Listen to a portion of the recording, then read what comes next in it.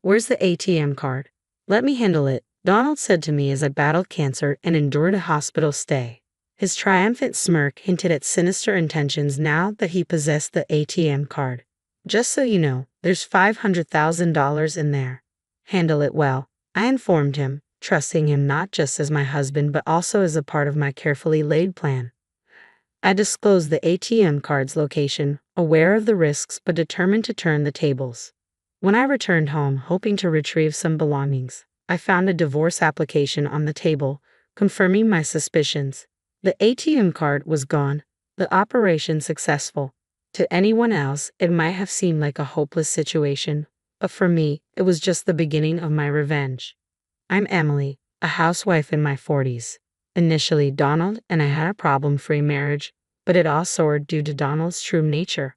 A deception that started 2 months into our marriage. He masqueraded as a kind, caring husband but revealed a belief that a wife must always prioritize her husband, underpinning his terrible personality. Donald constantly subjected me to harsh words, believing a wife should be subordinate. You should always listen to what your husband says, was his mantra. Failure to fulfill his whims would prompt cruel remarks like, "Aren't you capable of listening to your husband? You're a failure as a wife." His demands extended to household chores, insisting on washing his clothes separately and having his room cleaned first, no matter how unreasonable. Even meals were subject to his unpredictable moods.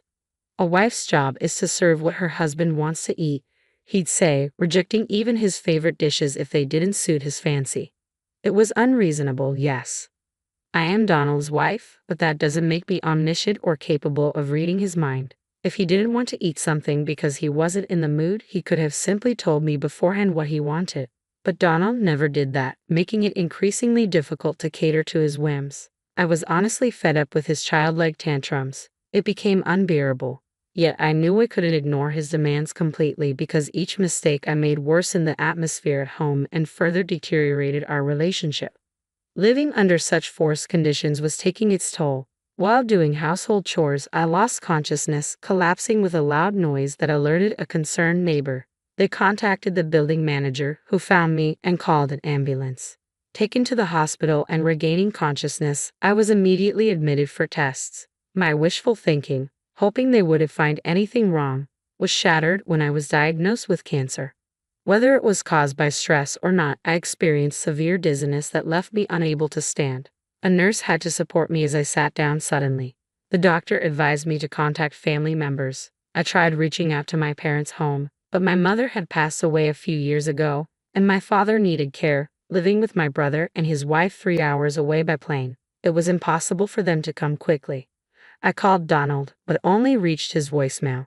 Leaving a message, I realized he had turned off notifications for messages from me, likely meaning he wouldn't notice it promptly. I could have gone to retrieve my belongings myself, but the doctor advised against it, so I reluctantly gave up on that idea. Hours later, Donald finally contacted me with a brief message. "I'll come to the hospital tomorrow. Wait for me." His message lacked any concern for my condition, leaving me uncertain if he would even bring my necessities. His indifference felt like a heavy burden. Earlier, I had explicitly asked Donald to bring my belongings that day. I urgently needed a change of clothes and toiletries left at home. Despite my repeated messages, there was no response. After hours of distress, Donald finally read my messages and bluntly replied, "Shut up and be quiet." Considering my urgent need due to being hospitalized for cancer, his response was shockingly disappointing. Honestly, I hadn't expected much from Donald to begin with. True to form, he didn't show up at the hospital that day. I tried to be realistic, but a part of me couldn't let go of hope, making my first day in the hospital even more difficult. The nurses sympathized with me, which only added to my emotional pain. The next day around noon, just as promised, Donald showed up. Casually, he remarked, "You look healthier than I thought. I expected you to be more frail." His comment infuriated me. "Just put down the bags and leave," I said angrily. Tilting his head, Donald responded, "What bags?" My frustration boiled over. Wasn't he supposed to bring my things? Unable to contain my anger, I glared at him. "What's that look for?" he snapped back, clearly annoyed. His unreasonable behavior pushed me to my limit, but I tried to stay calm. "Then why are you here if you didn't bring my things?" "There's no point." "I had another errand," Donald replied in a confused tone to my angry question. "Another errand? What is it? I pressed impatiently, exhausted from anxiety and sleep deprivation. Donald hesitated, as if debating whether to say something. If you have something to say it now, I urged him. Finally, with a laugh, Donald revealed his true intention. Where's the ATM card? Let me manage it. Trust me. His request suddenly made sense. He had come to take control of the ATM card, aiming to seize our savings for his own use. His self-centeredness, even in this situation, left me sighing deeply. Yet Donald appeared unfazed, smiling as if nothing else mattered. Unable to tolerate his behavior any longer, I decided to act. There's $500,000. Please take care of it, I told him firmly. Donald's reaction was a mix of surprise and delight. To provide context, both Donald and I had been ordinary office workers before marriage, never earning a fortune. So where did this wealth come from? The answer: stocks. I had started investing after becoming the housewife following a friend's suggestion. While managing household responsibilities, I recently made a significant profit in the stock market. Initially intending to keep this $500,000 secret, fearing Donald's selfish actions if he knew about it, my desire for revenge drove me to reveal its existence. Donald's reaction to the unexpectedly large amount confirmed my suspicions. Smiling gently at him, I said, "The ATM card is in the third drawer of the shelf. You'll manage it, right?" Donald seemed dumbstruck but quickly regained his composure. "Understood," he replied energetically. It appeared he had fallen perfectly into the trap. "I'll leave the rest to you," I said as he briskly left the room. Unaware of the obvious trap, Donald seemed convinced everything was going according to his plan. However, withdrawing such a large sum wouldn't be easy. Fortunately, it was a holiday, and the bank's counters were closed. Donald, occupied with work the next day, wouldn't likely withdraw the money until the evening, giving me enough time to execute my revenge plan after discussing it with my doctor. I was granted permission to leave the hospital briefly, and tomorrow my revenge would unfold. Unable to wait until then, I decided to return home to retrieve my belongings. This was merely a pretext. My real goal lay elsewhere. Despite missing home dearly even for just a day, I knew Donald would be at work, leaving the house empty. Upon entering, I spotted two papers on the living room table, a divorce application and a hastily written letter. "Sorry for the rush, but let's get divorced. Please write and submit the divorce application," the letter read. With caution, I checked the shelf and confirmed my suspicion. The ATM card was gone. Donald had taken it. Ordinarily, one might feel dismayed at such a significant sum being stolen, but I couldn't help but smile. "Operation successful" slipped out of my lips. If Donald had been present, he would have been furious, wondering what I meant. First, I filled out the divorce application. Then, I gathered the essentials needed for my hospital stay and left the house we had shared for so many years. Of course, I submitted the divorce application on my way out, severing all ties with him. Back at the hospital, I prepared for the challenges ahead, discussing various matters with my doctor. Later, while relaxing in my hospital room, I noticed several missed calls on my phone, all from Donald. He had also sent messages asking how to withdraw the money or something similar. Not wanting to disturb my roommate, I moved to the common area where phone calls were allowed and returned Emily's call. "Finally, I can't withdraw the money. Please tell me how to do it." Donald's voice sounded more frantic than I had imagined. Clearly, he needed the $500,000 immediately for some urgent reason, but I felt no obligation to help him. "If you can't withdraw it, just give up," I replied coldly, my distress evident in my tone. "Don't be so harsh. We were husband and wife after all. Maybe we should help each other out," Donald pleaded.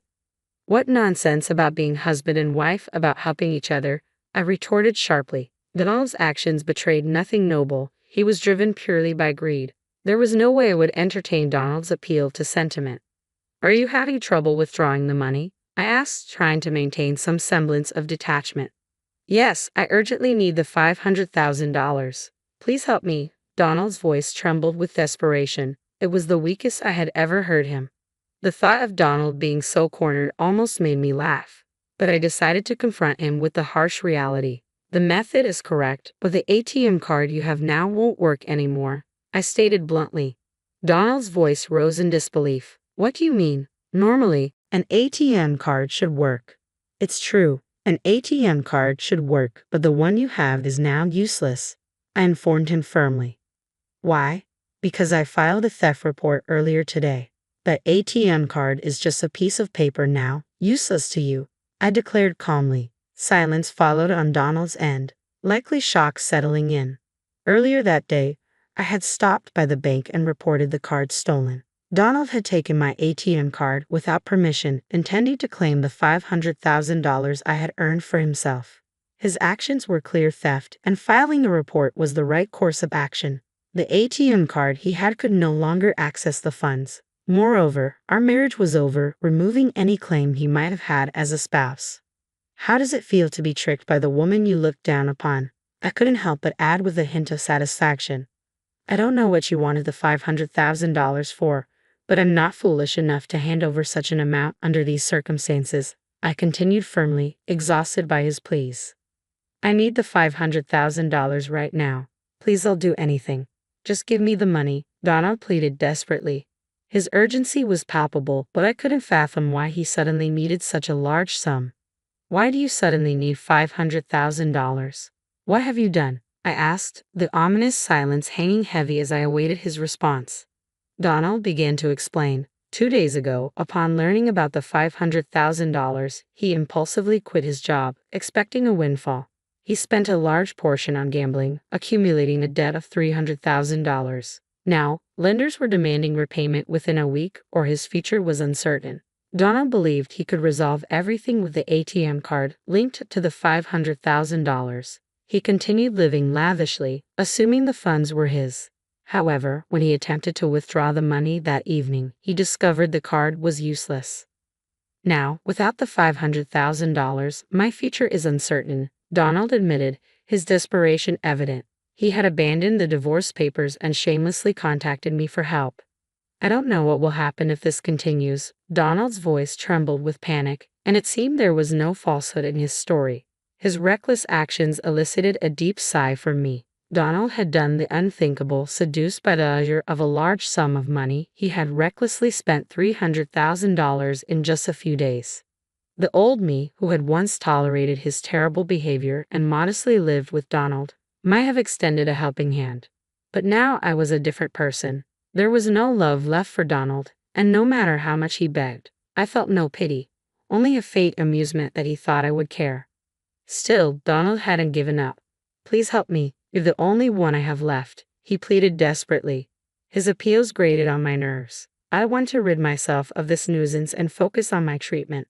This was a situation of Donald's own making. If he had shown concern for me as a husband and brought my things on the day I asked, I might have considered sharing some of the $500,000 with him, but he had chosen otherwise. I'm sorry, but I have no intention of giving you the $500,000 or helping you. It's your own responsibility, I replied firmly, my tone unyielding and harsh. After all this time of not behaving like a husband, it's cowardly to ask for help now just because we're technically still married. Don't be so cruel. We were married, after all. Our long relationship doesn't just disappear with a divorce paper. Donald tried to appeal to our past. What relationship? I retorted sharply. You've only leaned on me. You're making excuses to manipulate the situation in your favor. I refuse to waste another minute on him. I will not give you the $500,000, no matter what you say. Donald's desperation escalated. Please, Emily, I'm begging you. You're the only one I can turn to. If you abandon me, I don't know what will happen to me. Donald's tone implied blame directed at me for his predicament. But it was Donald's reckless spending that had brought him to this point. If only he hadn't splurged so carelessly, he wouldn't be facing such a dire future. If he hadn't cut me off thinking he had access to money, none of this would have happened. Stop making excuses. You're facing the consequences of your own actions. Handle it yourself, I told him firmly before ending the call. Ignoring several subsequent calls from Donald, I blocked his contact to ensure no further communication. With the divorce papers filed and submitted, Donald and I were officially strangers. Embracing my newfound freedom, I focused on battling cancer, which after a long struggle, I finally overcame. Upon discharge from the hospital, I learned from a friend that Donald's whereabouts had become unknown. Desperate after losing contact with me, he had tried to borrow money from his in-laws and friends. However, his urgent request for $300,000 raised suspicions, and no one lent him a penny. Donald's fate remained a mystery to me. but it was clear he was enduring more suffering than he could have imagined. A sense of deep satisfaction washed over me. Post-cancer, I moved out of the house I had shared with Donald, found a new home, and began working from home, relishing my independence. Thankfully, my finances were secure. Occasionally asked by friends if I would find new love, memories of my tumultuous life with Donald discouraged any thoughts of remarriage. I preferred the freedom of living alone.